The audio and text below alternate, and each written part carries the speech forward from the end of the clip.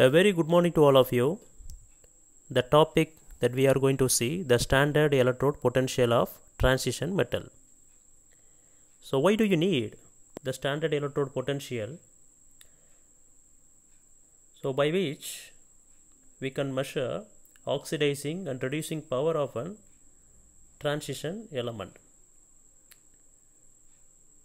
So that's why it's given the oxidizing and reducing power of an element is measured in terms of standard electrode potential.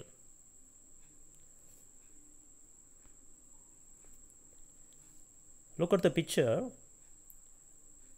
How can we measure the standard electrode potential of zinc?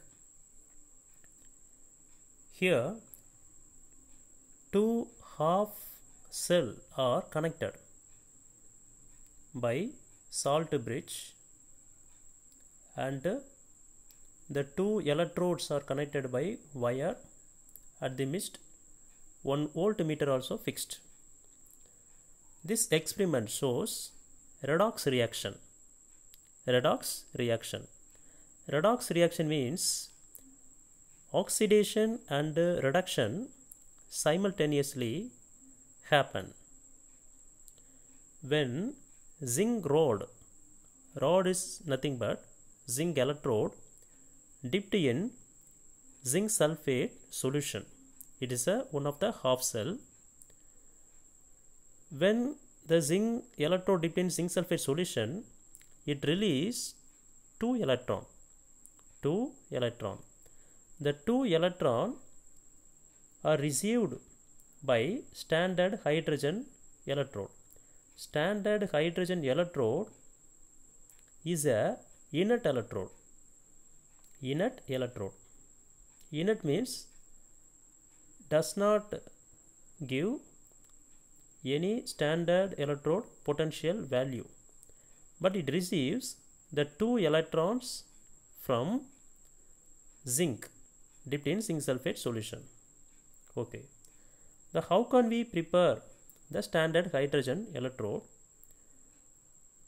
The platinum wire should be immersed in 1 molar hydrochloric acid solution.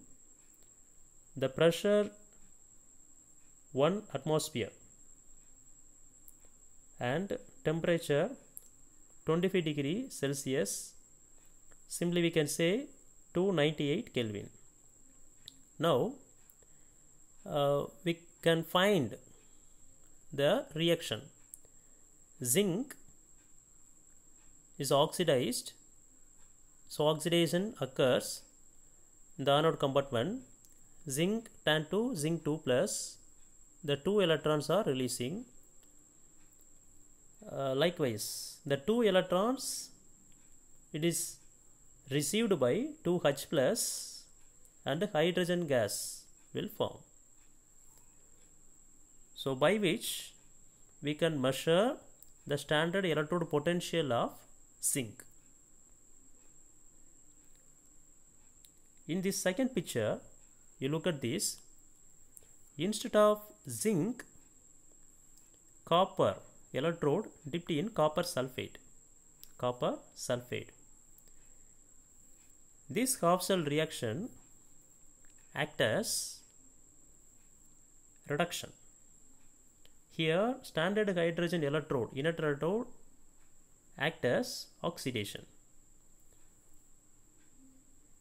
So below the two half cell reaction, we can find the equation. The hydrogen gas release two electron, it is oxidation, anode compartment, and the copper 2 plus receive the two electron from the standard hydrogen electrode and get Cu, copper no charge.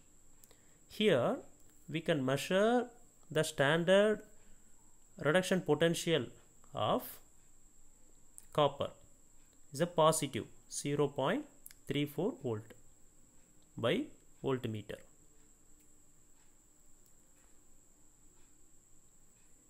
Okay. Now we can find the more positive standard reduction potential E naught will be the better oxidation agent. Is the oxidized form. For example, copper 2 plus. Just now we have seen the two experiment. From that we can conclude this. Why? What is the reason? Because electron giving reaction, oxidation of copper, slower than standard hydrogen electrode. That's why copper has a positive standard reduction potential value.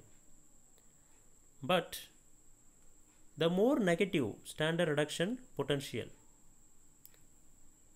the better oxidizing agent is the reduced form.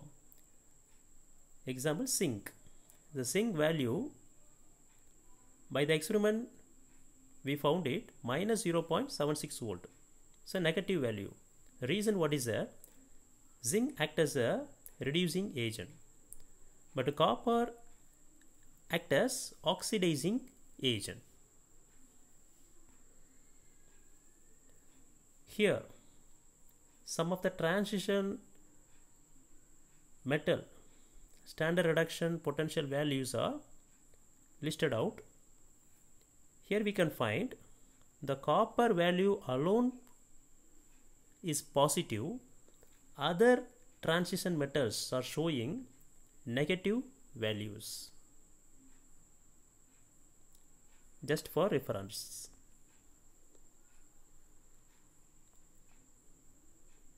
Okay. From this topic, what are the questions and all we can ask? What is standard electrode potential?